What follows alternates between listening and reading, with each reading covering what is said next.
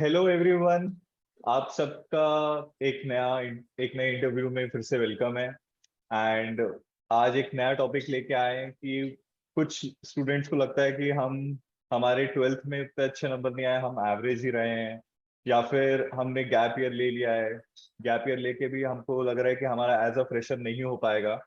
So today we have someone with us जो average थे, और उनका एक साल का गैप ईयर भी हुआ था, लेकिन उसके बावजूद भी उन्होंने एक अच्छा बी स्कूल क्रैक किया and now he is working in Maruti.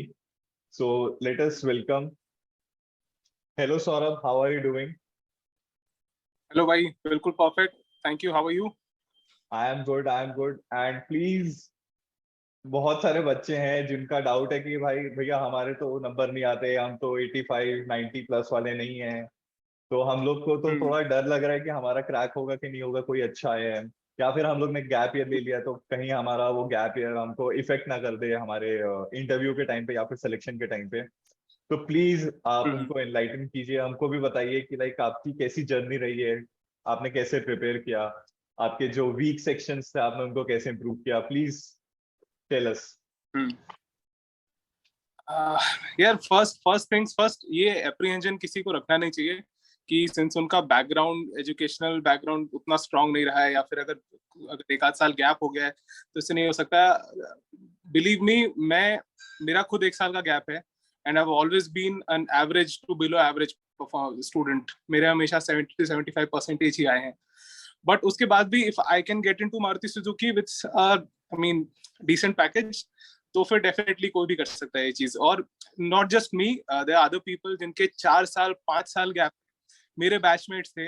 Along with that I know a few people जो कि इरमा एक अच्छा कॉलेज है अहमदाबाद में, वहां से भी 5 years गैप लेके वो बंदा ज्वाइन किया था and then he is placed in PNG.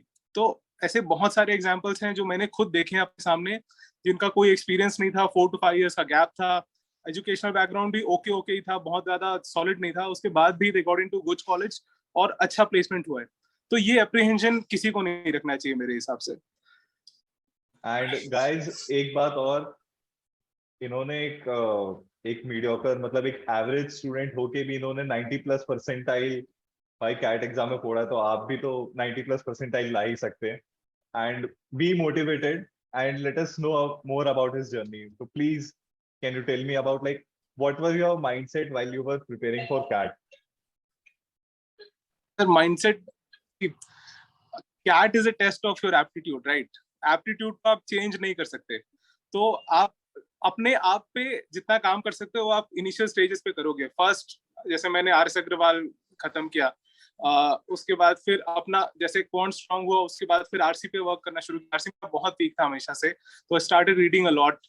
AL AL daily करके एक पेज है, मैं हमेशा उसको डेली कम से कम 2-3 आर्टिकल वहां से पढ़ता था। उसके बाद फिर एलआर के लिए तो मॉक टेस्ट ही बहुत होता है। तो आई मीन ये सारी चीजें पहले आप अपने फंडामेंटल स्ट्रांग करो, उसके बाद it's all about practice, it's all about practice. First, अगर मेरे फर्स्ट अटेम्प्ट में कम परसेंटाइल थे और सेकंड अटेम्प्ट में परसेंटाइल बढ़ रहा है, तो मेरा एप्टीट्यूड चेंज नहीं हुआ, मेरा बस वो एग्जाम को देने का तरीका चेंज होता है। तो इट्स ऑल अबाउट प्रैक्टिस, देते रहो, उसके बाद फिर मतलब डेफिनेटली इंप्रूवमेंट दिखना शुरू हो जाएगा हर किसी को। सो लाइक आप एक इंजीनियरिंग बैकग्राउंड से एंड देन यू आपका मन किया कि लाइक मेरे को इस मैनेजमेंट वाली फील्ड में जाना है, तो लाइक बहुत लोग को होता है कि उनको लगता है कि हमारा पैशन है, या फिर दे आर लाइक कि नहीं इंजीनियरिंग फील्ड मेरे लिए फेवरेबल नहीं है, so I should go into more favourable field. तो आपका जब आपने स्विच कर रहे थे तो आपका उस टाइम पे माइंडसेट क्या था कि लाइक मैं कैट इसलिए कर रहा हूँ, या फिर इट वाज लाइक कि this thing is not favourable for me, but अगर मैं कैट में जाऊं तो that is much more favourable. तो आपके लिए उस टाइम पे माइंडसेट क्या था आपका?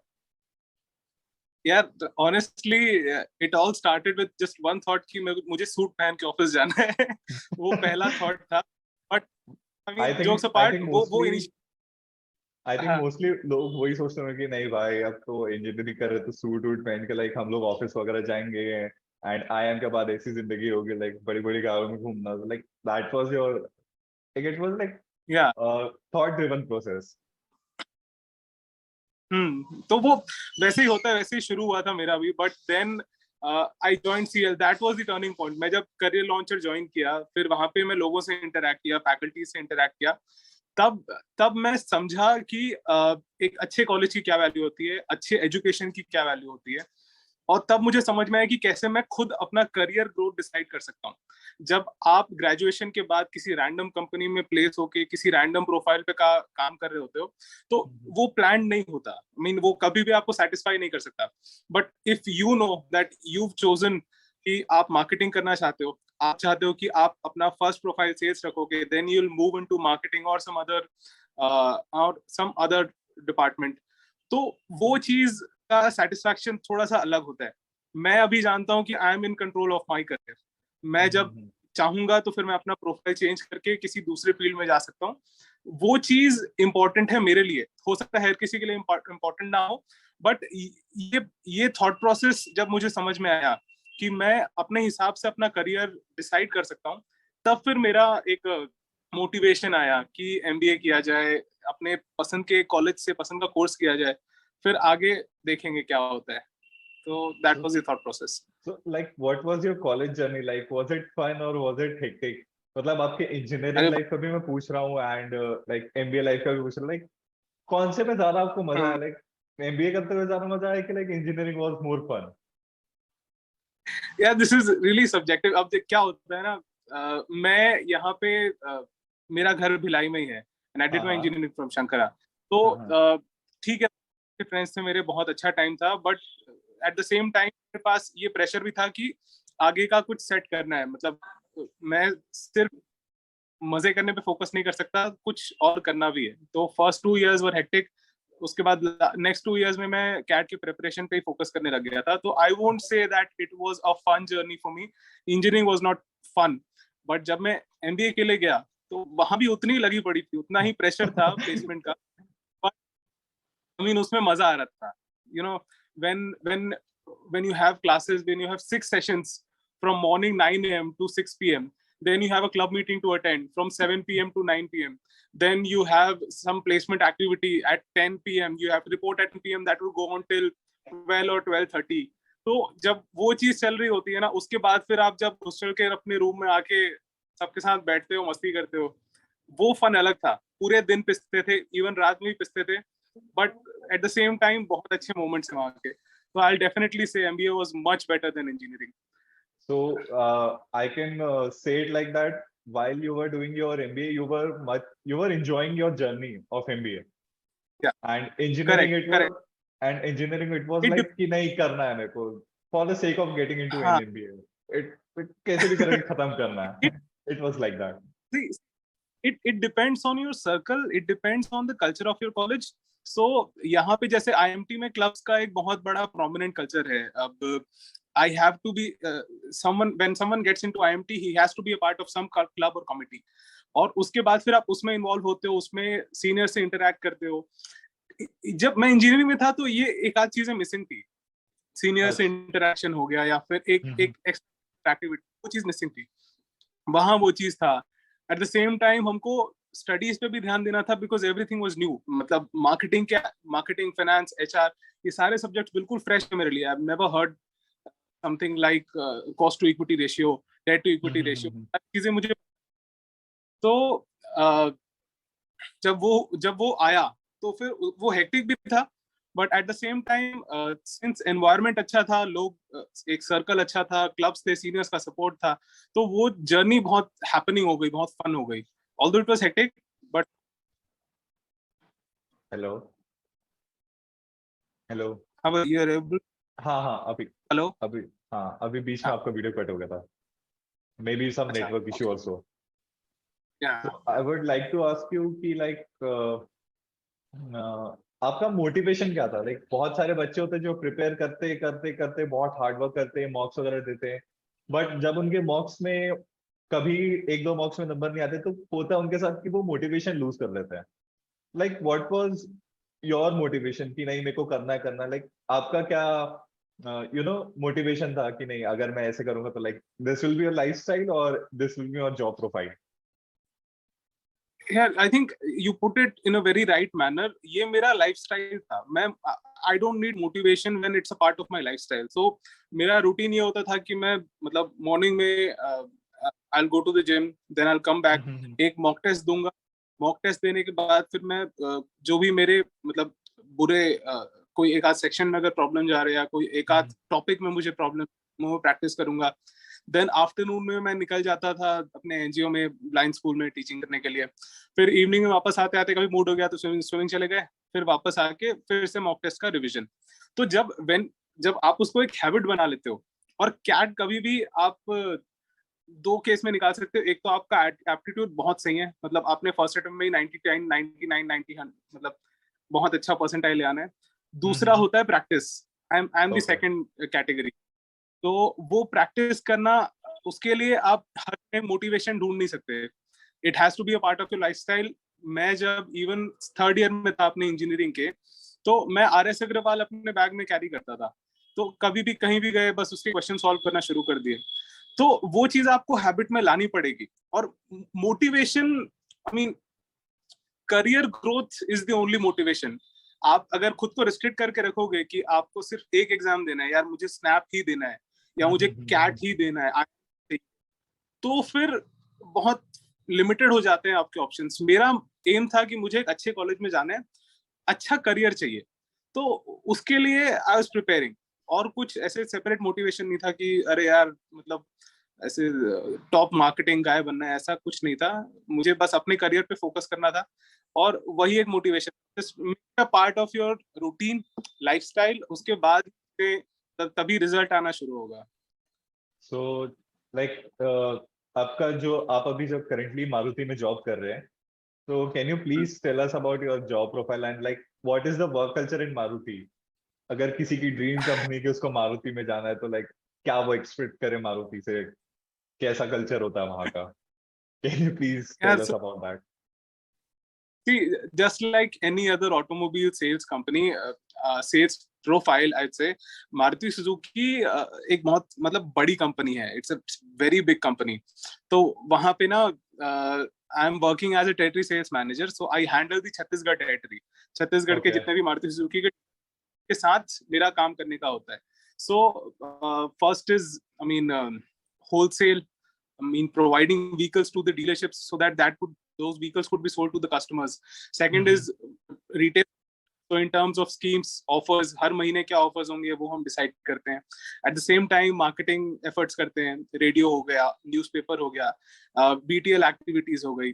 तो ये मेरा एक regular process होता है, जो कि I mean in any other sales profile is there. And why I chose this profile is because यहाँ पे इतना अच्छा exposure हर सेल्स प्रोफाइल में नहीं मिल पाता. ऑटोमोबाइल सेल्स में एक बेनिफिट ये है that you are completely immersed in the dealer business. तो मैं अगर किसी डीलरशिप से इंटरेक्ट कर रहा हूँ तो I know in and out of the dealership. तो आगे चल के मुझे बिजनेस की अंडरस्टैंडिंग अच्छी मिलेगी, ये सोच के मैं सेल्स में आया था. And Maruti Suzuki is a great company है. very structured organization. Everyone knows what their job is, and you know which department you have to contact in case of any issue. So वो एक structure मतलब बहुत अच्छा लगा मुझे. Since I'm a fresher, this is company, I don't have exposure to many other companies or working in any other company, but Maruti Suzuki is a well structured organization, और sales के लिए तो it's a very good company. what are the growth perspectives की मतलब growth rate कैसा होता है उस कंपनी का? Is it extremely high, मतलब growth बहुत जल्दी जल्दी होती है, नॉर्मल है कि growth बहुत स्लो होती है? मतलब उस कंपनी का growth rate क्या है अगर if someone is See, working in there? yeah.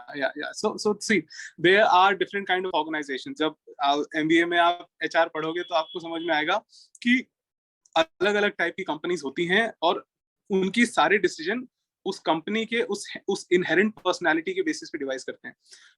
Maruti is a big organization, just like any other big organization like Mahindra or Nestle or PNG or HUL. तो ये सारी कंपनीज में आप growth कभी भी बहुत ज्यादा फास्ट पेस में नहीं होती है. सो और plus eight the same time बहुत ज्यादा रेगुलर होता है, सारे एम्प्लॉइज में कोई irrationality नहीं होती, हेलो, बहुत ज्यादा। थोड़ा सा आवाज हेलो, बीच में कट रहा था, बीच में क्लियर नहीं हुआ क्या बोल रहे थे। अच्छा, नहीं तो मैं बस वही बोल रहा हूँ यार, डिफरेंट टाइप की कंपनीज होती हैं और सबका अलग अलग एम्प्लॉयज को रिवॉर्ड करने का तरीका होता है। सो मारुति में ऐसा नहीं है कि आपका बहुत फास्ट पेस में ग्रोथ होगा, because it's a big company और बहुत सारे रिस्ट्रिक्शंस होते हैं, एचआर पॉलिसीज भी होती हैं, तो आपको सारे ऑर्गेनाइजेशन को साथ में लेके आगे बढ़ना होता है। वेयर एज मेरे और बहुत सारे फ्रेंड्स हैं जो कि स्टार्टअप्स में हैं, उड़ान में है, निंजा कार्ट में है, उनका growth is much much faster than mine, but my my job is much stable than theirs. तो हर चीज के मतलब अलग अलग पहलू हैं, और यहाँ पे ये बेनिफिट ये है कि स्टेबिलिटी है और काम अच्छा है, एक्सपोजर अच्छा है, but growth I won't say that it's the best in the industry. So we can assume it like it's a medium, not too fast and not too slow, kind of. Yeah, yeah, yeah. It's a Depends stable on. company. It's just like any other big organization. आपका यहाँ पे भी Maruti Suzuki में भी एक regular pace growth होता रहेगा, regular pace में आपको नए रिस्पॉन्सिबिलिटीज मिलती रहेंगी, which is a very good thing. But ऐसा भी नहीं है कि आपको एक साथ बहुत सारी रिस्पॉन्सिबिलिटीज दे दी जाएंगी and you will get overburdened with those responsibilities. तो that's a good thing about Maruti Suzuki. Okay, so any kind of golden tip for students, मतलब अगर कोई स्ट्रगल कर रहा है ग्रेड्स को लेके या फिर काफी चिंता में कि नहीं भाई मेरा तो होगा ही नहीं, तो उसके लिए कोई गोल्डन टिप्स वगैरह कि मतलब जिससे उसका मोटिवेशन एक काइंड ऑफ बना रहे। नहीं, मैं टिप्स नहीं बोलूंगा, बट मेरा मेरा जो एक्सपीरियंस था वो मैं बताता हूँ आपको। कैट शेड्यूल हुआ था, आई थिंक दिसंबर में किसी दिन शेड्यूल था, it was a Sunday I think, और उसके एक दिन पहले वो मॉक टेस्ट गया था, और मॉक टेस्ट में परसेंटाइल आए थे 43 परसेंटाइल, मुझे एग्जैक्टली याद है 43 परसेंटाइल। और उसके बाद जब मैं नेक्स्ट डे कैट दिया तो उसमें मेरा 90 प्लस परसेंटाइल आए। तो मेरा बस ये कहना है कि मॉक टेस्ट ये डिसाइड नहीं करता कि आपके कितने परसेंटाइल आएंगे। It's a good way to practice and help you understand what are your weak areas and strong areas. तो उसका जो परसेंटाइल है उसको सीरियसली लो, बट इतना सीरियसली नहीं कि आप बॉक डाउन हो जाओ उससे। तो plus it's all about practice, it's all about practice. मैं सही बता रहा हूँ, किसी का अगर 40 परसेंटाइल आ रहा है, 50 परसेंटाइल आ रहा है कैट में, उसके बाद भी वो 99 प्लस लाने का दम रखता है, कोई भी ला सकता है, it's not that a big deal. आप कर सकते हो इजिली, बस प्रैक्टिस करना है। और दूसरी सबसे इंपॉर्टेंट चीज है कैट में, this is just the 50%, first 50% of your journey. Next 50% में आपको कॉलेजेस में अप्लाई करना है और इंटरव्यूज की तैयारी करनी है, तो दैट्स इक्वली इंपॉर्टेंट मेरे लिए। आप बोलोगे कि कैट, अगर आपको एक अच्छा एमबीए कॉलेज चाहिए, उसमें 3 सबसे इंपॉर्टेंट चीजें क्या है? First is your preparation, second is GD and PI preparation, and third would be filling the right forms for all the colleges. आपको पता होना चाहिए कि आपके जोन के कॉलेजेस कौन से हैं। Like if you fall into that category of IIM ABC, तो आपको एसपी जैन और एक्सएलआरआई में भी अप्लाई करना चाहिए, एफएमएस में भी अप्लाई करना चाहिए। Eight the same time if you fall into category of IIMT Ghaziabad, तो आपको IMI में भी अप्लाई करना चाहिए, आपको इरमा में भी अप्लाई करना चाहिए, माइका में भी अप्लाई करना चाहिए। तो आपको पता होना चाहिए कि आपका है, प्लस आपको सही तरीके से कॉलेजेस में अप्लाई करना है सही टाइम पे। वो बहुत इंपॉर्टेंट चीज है मेरे हिसाब से। ओके, सो आपने बीच में एक बात भी की थी, लाइक आप मॉक देते थे, फिर उसके बाद you used to analyse it कि कौन सा मेरा वीक पार्ट है, कौन सा मेरा मेजर पार्ट है, used to analyse after giving mocks. तो मेरे को ऐसा लगता है कि लाइक आई थिंक कि analysing the mock is also as important as preparing for it. मतलब आपको पता करेक्ट, होना चाहिए कि कौन से एरियाज में आप वीक हो, and so that you can improve upon it. Yes. और not not just improving CAT में, अगर आप एक्सेप्ट भी कर लेते हो, अगर आप एक्सेप्ट कर लेते हो कि मुझे टाइम स्पीड डिस्टेंस वाला टॉपिक नहीं आता, अगर आप एक्सेप्ट कर लेते हो कि आप नहीं कर सकते, तो वो भी एक मेरे हिसाब से पॉजिटिव पॉइंट है, क्योंकि आप अपना टाइम वहां पे सेव कर रहे हो उस टॉपिक को रिजेक्ट करके। मतलब you you are understand not my point? Wasting trying to it for, या मतलब आपको समझ में ही नहीं आ रहा तो आप फिर उस पर टाइम वेस्ट क्यों करोगे? You will be doing better in other sections or other topics. तो वो चीज जरूरी है. मॉक को एनालाइज करना मींस ये नहीं कि हर टॉपिक जो वीक है उस टॉपिक पे काम करना शुरू कर देना. नहीं, आपको बस ये देखना है कि आप अपना परसेंटाइल कैसे बढ़ा सकते हो नेक्स्ट मॉक में. दैट्स इट, और कुछ नहीं चाहिए आपको. So to everyone जिनको लगता है कि वो एवरेज है या फिर जिनके मार्क्स नहीं आते, तो आप देख सकते हैं हमारे साथ एक काफी अच्छा एग्जांपल है कि इनसे हमको बहुत सीखना भी चाहिए कि लाइक हमको कैसे एनालाइज करना चाहिए and how that we can keep up our motivation. And you know your marks are just a part of your preparation. Do not get demotivated when you see your low scores, but prepare well and analyze your marks. So thank you very much for joining us and giving your precious time. Thank you very much. Thank you Arshit.